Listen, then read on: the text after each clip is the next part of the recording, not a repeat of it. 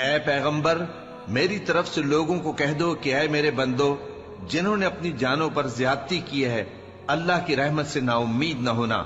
اللہ تو سب گناہوں کو بخش دیتا ہے، بے شک وہی تو ہے بڑا بخشنے والا، بڑا مہربان۔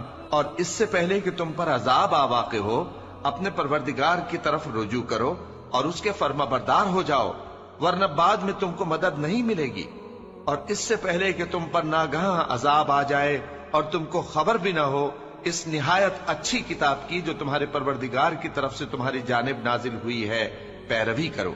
ایسا نہ ہو کہ اس وقت کوئی شخص کہنے لگے کہ ہائے اس کوتاہی پر افسوس ہے جو میں نے اللہ کا حق ماننے میں کی، اور میں تو ہنسی ہی کرتا رہا۔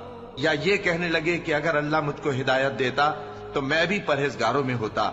یا جب عذاب دیکھ لے تو کہنے لگے کہ اگر مجھے پھر ایک دفعہ دنیا میں جانا ہو تو میں نیکوکاروں میں ہو جاؤں۔